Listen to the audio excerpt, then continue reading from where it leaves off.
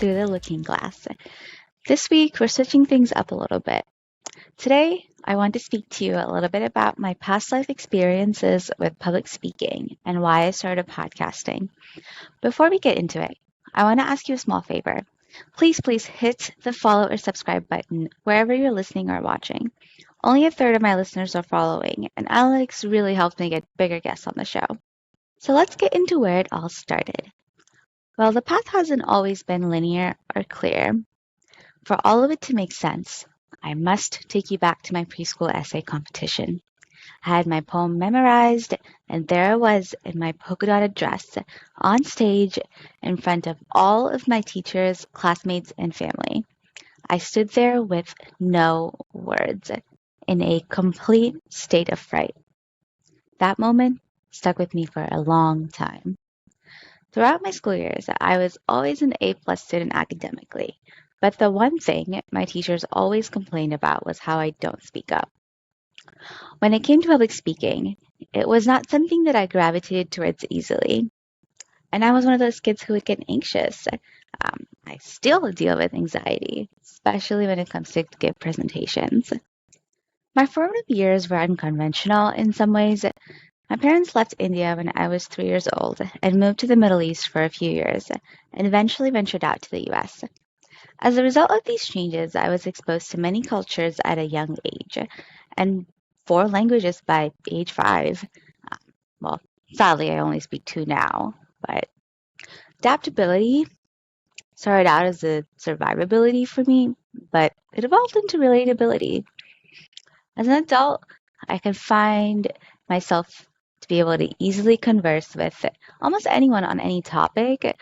I would say primarily due to my diverse childhood experiences that opened up to my world and mind to new ideas and thoughts. Going back to my teenage years, high school was a transformative period, as most would expect. That was when I started to come out of my shell and be more outspoken. My senior year in high school, I took an impromptu public speaking class just to change things up a little bit. I remember I would rehearse the words I wanted to convey at my desk before it was my turn to go up in front of the class. I remember while the timer would go off for my 3-minute debate, those seconds after I got through my, pre-prepared debate and I still had a minute to go, and there I was, and, I just chose to not continue and tap out. And I remember feeling that anxiety and my heart racing and not being able to think on my feet. And I remember, going back to my desk. But, that class was my first flavor of public speaking. And it sparked this curiosity in me to get better, to get less anxious, to be able to think on my feet.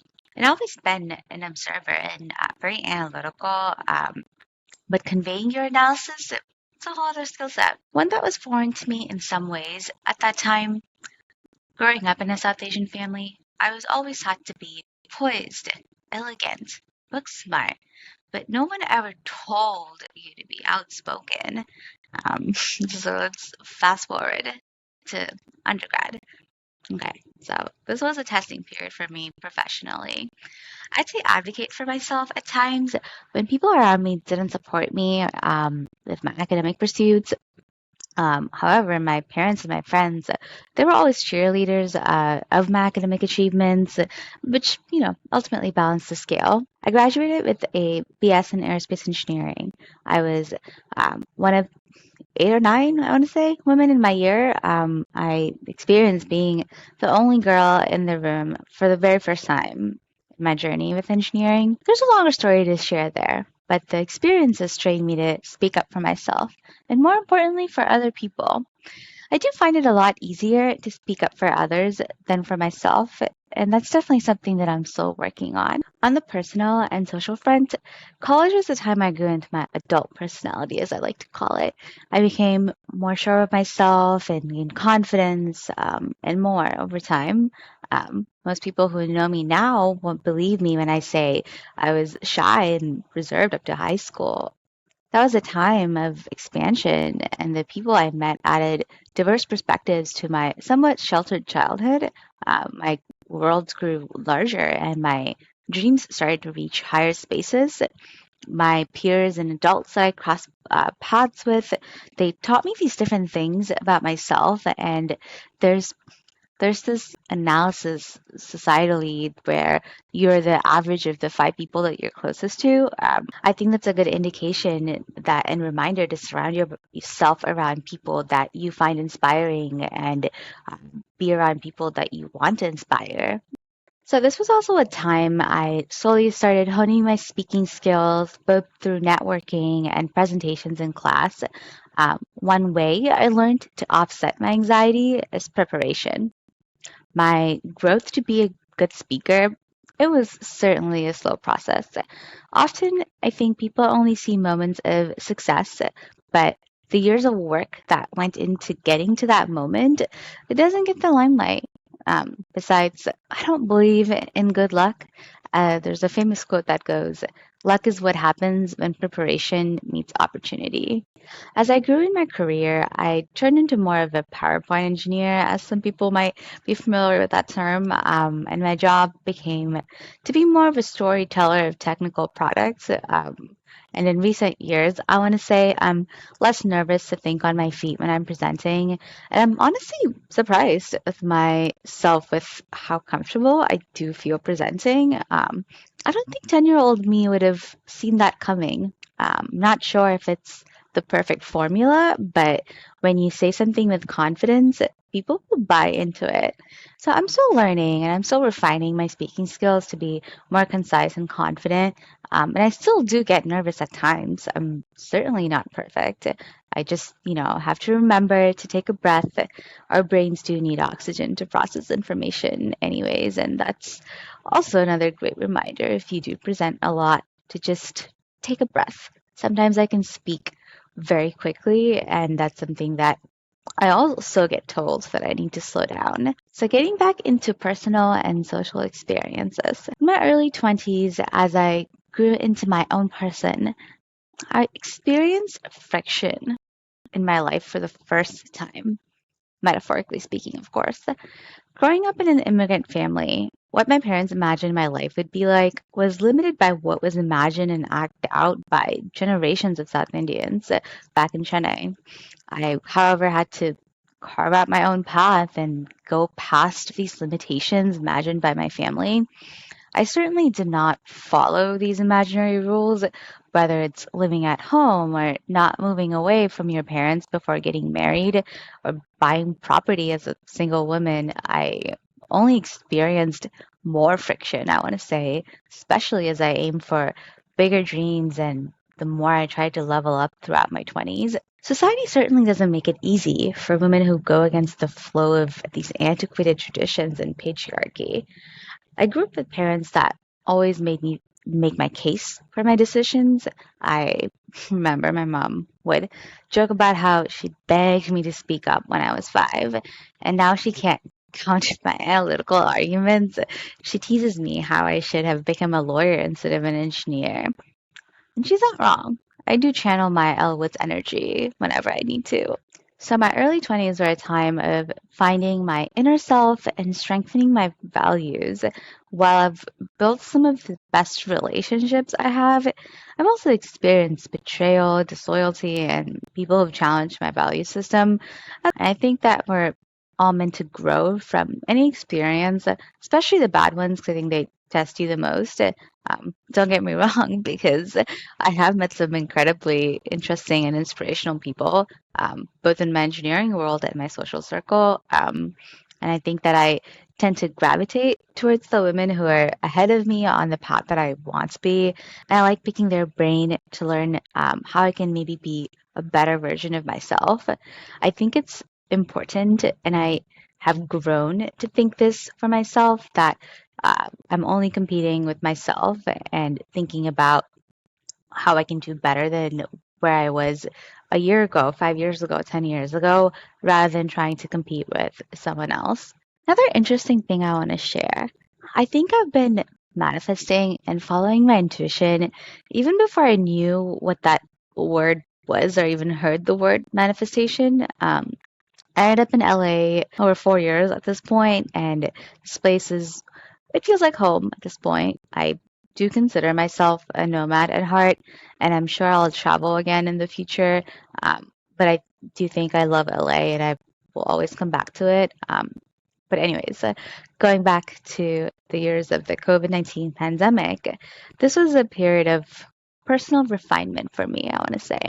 Being isolated at home, and I was working from home for over 3 years. I think I was like one of the first to start working from home and one of the last to stop.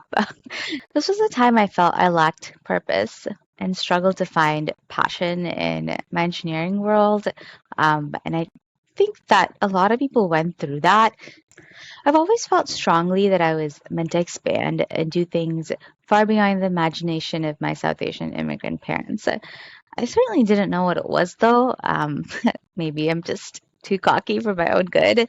But as someone who always loved school, it's no surprise in hindsight that I gravitated towards getting my MBA. The past 2 years throughout my MBA experiences, I've certainly met some incredibly talented and inspirational individuals across so many industries. I think I draw my energy from my community, and that helps fuel my creative power. My world has expanded exponentially through this period of self growth and exploration through my MBA time. This also has been a time of finding my voice, and that may have been the first unconscious spark towards podcasting. I also have to note that with working from home and quarantine, I started listening to a lot of podcasts at that time. Some of my old favorites are Stuff You Should Know, Call Her Daddy, and Millennial Mind. And there's so many other great ones that I listen to now. So I think there's two ways people get into social media related things. It can either start off as a hobby and a creative outlet, or it can be an intentional business venture. Believe it or not, it was the latter case for myself. To elaborate, I have a few reasons why I started podcasting. In the beginning of 2023, I was thinking of ways I can build something of my own and give back to the community while feeding my own creative soul. I felt my engineering career was at a good trajectory, and what better time to launch something than in my final year of my MBA? I saw a market gap. Considering podcasting was predominantly male host and lacked South Asian representation, first, I want to be able to give a voice and tell the stories of people who may not get the opportunity in the mainstream market. I've met some amazing individuals in my life so far that I know will resonate with many underrepresented folks. Second, I love the medium of podcasting. I have complete control over the production, which means I can speak about whatever I want on this platform. Third, I've always been a storyteller at heart. I've always loved writing. I want to improve my ability to communicate concisely. So there is this part of my intuition that's telling me to explore this, and that's part of it too. So I'm really excited for this chapter for myself and grateful for anyone sharing their stories on my platform so far and coming on. I do want to, make this a great safe space for everyone, and that's really important to me. I would love to be able to reach more people, so please share this with a friend or a family member. So you might be thinking, what's next? This episode brings the end of the first season that I have to share with everyone. I have a second season planned for the fall, and I'm really excited. I have a lot of really cool people coming on, and I'm going to change things up a little bit, add in different kinds of questions and maybe a special segment that I want to do, more solo episodes.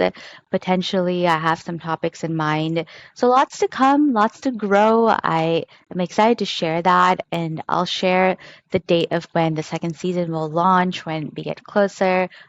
But this experience has been something that I couldn't have ever prepared for, and something that makes me feel excited and anxious at the same time, but in a great way, and feel really calm about it at the same time. So I just want to say again, thank you so much for everyone who's listening. Until next time.